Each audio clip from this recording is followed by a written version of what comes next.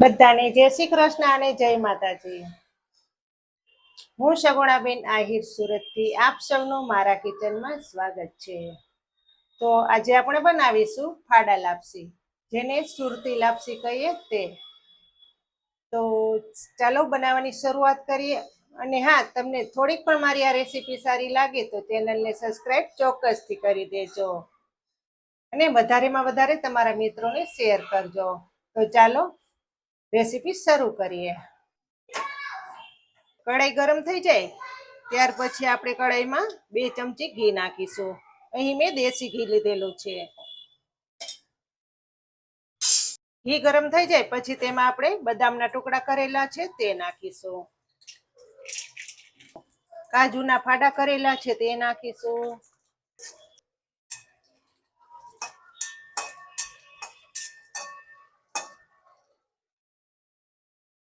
એક વાટકી મખાના લીધેલા છે તે પણ સાથે નાખી દેશું.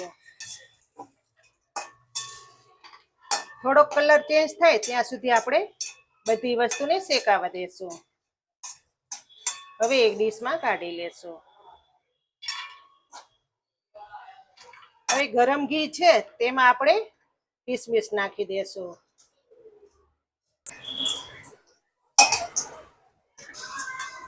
આ રીતે કિસમિસ બધી ફૂલી જાય પછી તેને કાઢી લેવાની.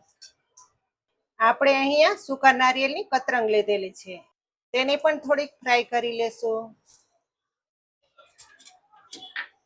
આ રીતે બધી વસ્તુ શેકીને નાખો એટલે લાપસીમાં ટેસ્ટ ખૂબ જ સારો આવે છે.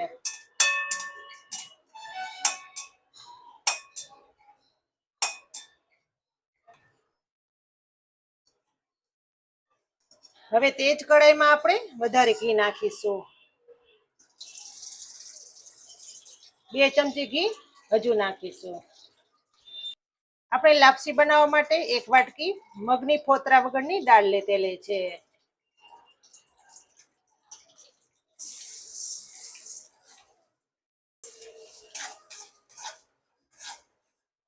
ધીમા ગેસ ઉપર જ આપણે દાળને શેકવાની છે.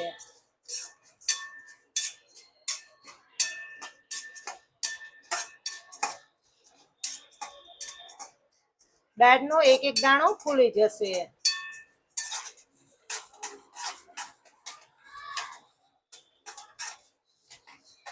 આ રીતે તમે લાપસી બનાવશો એટલે લાપસી એકદમ દાણેદાર તૈયાર થશે.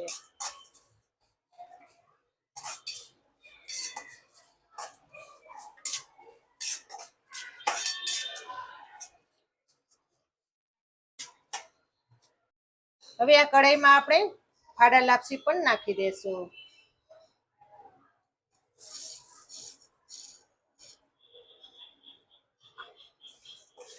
બંને વસ્તુનું માપ આપણે બરાબર રાખેલું છે. કમસે કમ બંને વસ્તુ મળીને 200 ગ્રામ થયું છે. 100 ગ્રામ ફોતરા વગરની દાળ લીધેલી છે અને 100 ગ્રામ આપણે ફાડા લાપસી લીધેલી છે. બંને વસ્તુને હાઈ ક્લાસ એવી શેકી લેશું.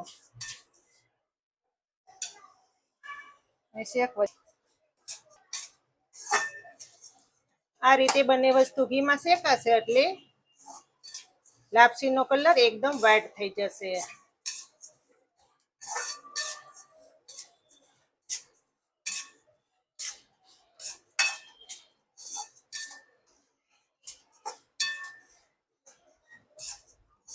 લાપસીના બધાય દાણા હાઈ ક્લાસ એવા ફૂલી ગયા છે. હવે કઢાઈમાં આપણે 3 ગ્લાસ પાણી નાખીશું.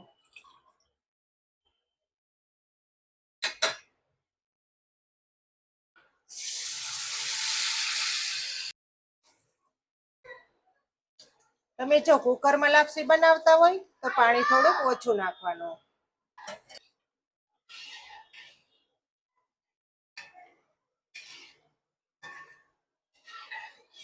હવે લાપસીને આપણે પાકવા દેશું, જેથી કરીને બધું પાણી બળી જાય અને આપણી લાપસી એકદમ સોફ્ટ થઈ જાય. ગેસ ઉપર લાપસી પાકે ત્યાં સુધીમાં આપણે ગોળનું પાણી ભરી લઈએ. ગોળનું પાણી કરવા માટે આપણે 1 ગ્લાસ પાણીનો ઉપયોગ કરશું. કુલ મળીને 4 ગ્લાસ પાણી થયું છે. આપણે અહીં 100 ગ્રામ ગોળ લીધેલો છે.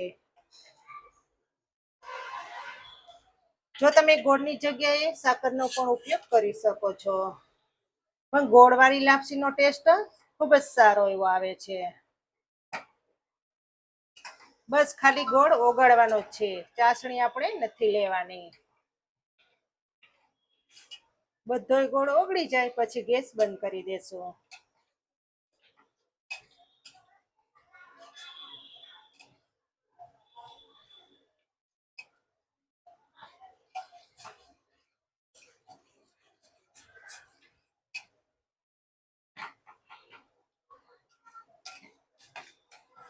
આપણો ગોળ હાઈ ક્લાસ એવો ઓગળી ગયો છે, તો હવે ગેસ બંધ કરી દેશું. આપણે ઉપરથી આપણે ઢાંકી દેશું, જેથી કરીને ઝડપથી લાપસી બફાઈ જાય. હવે આપણે લાપસીને જોઈ લેશું.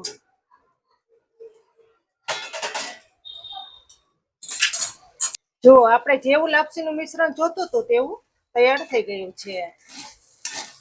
લાપસી પણ એકદમ પાકી ગઈ છે, એકદમ દાણે દાણો સોફ્ટ થઈ ગયો છે. હવે આ જ સમયે આપણે તેમાં જાયફળ નાખશું. હવે તેમાં જાયફળનો પાવડર નાખશું. તમે એલચીનો પાવડર પણ નાખી શકો. બધું સરસ મિક્સિંગ થઈ જાય પછી તેમાં આપણે આ રીતનું દૂધનો પાવડર આવે છે, મિલ્ક પાવડર, તે નાખીશું.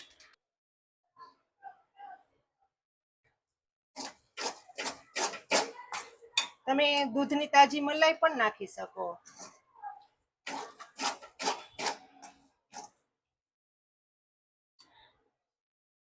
હવે પછી આપણે તેમાં ગોળવાળું પાણી નાખી દઈશું.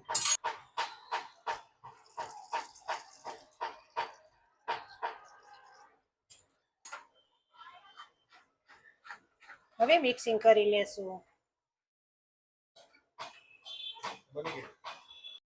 આ રીતે બધું બરાબર મિક્સિંગ કરી લેશું, જેથી કરીને દાણે દાણામાં ગોળનું પાણી પી જાય. ઉપરથી થોડીક વાર ઢાંકી દેશું, જેથી કરીને ગોળનું બધું પાણી બળી જાય. હવે જોઈ લેશું લાપસીને.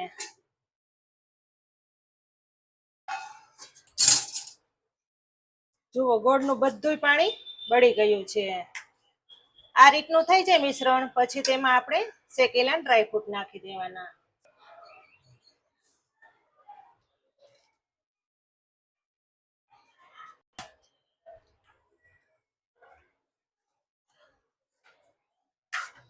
બહેની છે ને, એક નંબર સુરતી લાપસી, જોતા જ ખાવાનું મન થાય તેવી લાપસી તૈયાર થઈ છે.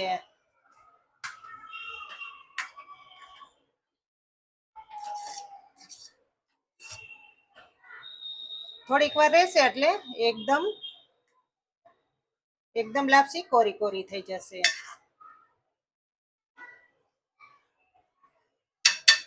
ધીમા ગેસ ઉપર આપણે 2 મિનિટ પાકવા દેશું, જેથી કરીને ડ્રાયફ્રૂટ નાખેલા છે તે સરસ એવા સોફ્ટ થઈ જાય.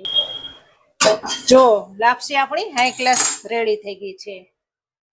આ જ રીતની લાપસી રાખવાની. ઘી પણ બરાબર છે અને પાણી પણ બરાબર જ થયું છે. લાપસી ઠંડી થશે એટલે એકદમ લાપસી કોરી કોરી થઈ જશે. હવે ગેસ બંધ કરી દેશું અને લાપસીને નીચે ઉતારી લેશું.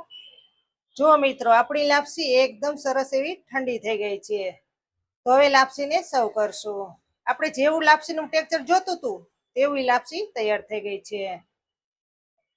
આ રીતની તમે લાપસી બનાવશો એટલે દાણે દાણો સરસ પાકી જશે અને સોફ્ટ થઈ જશે.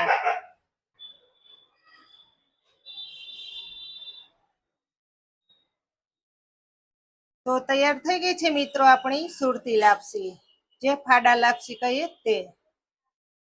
તો તમને કેવી લાગી આ ફાડા લાપસીની રેસીપી તે મને કમેન્ટ કરીને ચોક્કસથી જણાવજો, અને તમે પણ આ રીતથી ચોક્કસથી બનાવજો.